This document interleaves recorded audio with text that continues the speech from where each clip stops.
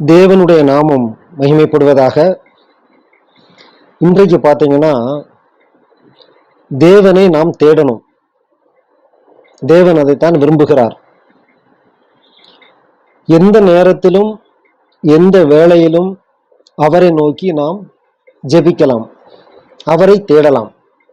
ஆனால் வேதத்தில் என்ன சொல்லுகிறதுனா, ஒரு வசனம் ஆண்டவரே சொல்லுகிறார், அதிகாலையில் என்னை தேடுகிறவன் கண்டடைவான் என்று சொல்லியிருக்கிறது.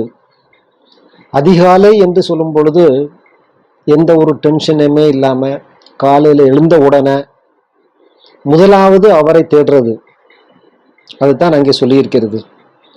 இதுக்கு உதாரணமாக நம்முடைய ஆண்டவராக இருக்கிற இயேசு கிறிஸ்து இந்த உலகத்தில் இருக்கும்போது பார்த்தீங்கன்னா, மார்க் 1:35 விதமாக சொல்லியிருக்கிறது. அவர் அதிகாலையில் இருட்டோடு எழுந்து புறப்பட்டு வனாந்தரமான ஒரு இடத்திற்கு போய் தனியாக அங்கே ஜெபம் பண்ணினார் என்று சொல்லியிருக்கிறது.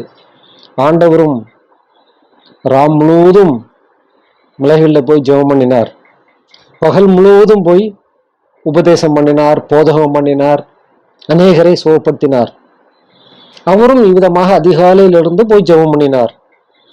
அடுத்தபடியாக சங்கீதக்காரன் சொல்லுகிறதை நாம் பார்க்கலாம். சங்கீதம் 119, 47, 48 அதிகாலையில் தாவீது சொல்லுகிறார், அதிகாலையில் நான் எழுந்து சத்தமிட்டேன், உம்முடைய வசனத்துக்கு காத்திருக்கிறேன் என்று சொல்லுகிறான். சத்தமிட்டேன் என்று சொல்லும் பொழுது அலுவலியா அப்படின்னு சொல்லி ஒரு சத்தம் இல்லை. தேவ வசனத்தின் நிமித்தம் தெளிவாக அவரை பார்த்து பேசுகிற சத்தம். அடுத்து 148 உமது வசனத்தை தியானிக்கும்படி குறித்த ஜாமங்களுக்கு முன்பாகவே என் கண்கள் விழித்துக் கொள்ளும் என்று அங்கே தாவீது சொல்லுகிறான்.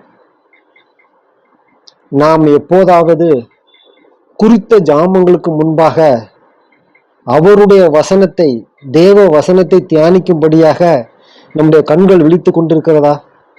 ஆனால் அங்கே தாவீது சொல்லுகிறார், குறித்த ஜாமங்களுக்கு முன்பாக தேவனுடைய வசனத்தை தியானிக்கும்படி அங்கே காணப்படுகிறார்.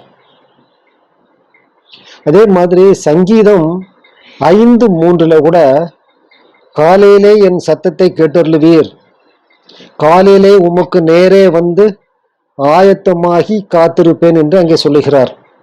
அநேக வசனங்கள் இவ்விதமாக காலையிலே எழுந்திருந்த ஆண்டவரை தேடின சம்பவங்கள் சொல்லியிருக்கிறது. இதில் 3 வசனங்களை மாத்திரம்தான் நான் சொல்லுகிறேன். இந்த 3வது வசனத்துல தாவீது பார்த்தீங்கன்னா காலையிலே எழுந்திருக்கிறார், ஆண்டவரை பார்த்து சொல்லுகிறார், ஆண்டவரே என் சத்தத்தை கேட்டருளும், என் மேல் இரக்கம் பாராட்டும் என்றெல்லாம் சொல்லுவார். உமக்கு நேரே வந்து நான் ஆயத்தமாக இருக்கிறேன், உமக்காக நான் காத்திருக்கிறேன். இந்த காலகட்டத்தில் ஆண்டவர் தான் நமக்காக காத்திருக்கிறாரு, யார் என்னை தேடுகிறார்கள் என்று. ஆனால் அங்கே தாவீது குறித்த ஜாமங்களுக்கு முன்பாக அதிகாலையில் எழுந்திருந்து ஆயத்தமாகி அங்கே காத்திருப்பதை நாம் பார்க்கலாம். பிரியமானவர்களை, நாம் அவ்விதமாக ஆயத்தமாகி அவருக்காக காத்திருக்கும் பொழுது அவரை நாம் கண்டடையலாம். ஒன்றை நான் உங்களோடு சொல்கிறேன், நம்முடைய தேவன், பரலோகத்தின் தேவன் நம்ம கண்களால் பார்க்க முடியாது, பார்த்து அவன் உயிரோடு இருக்க முடியாது. வேதவசனம் என்ன சொல்லுது தெரியுமா?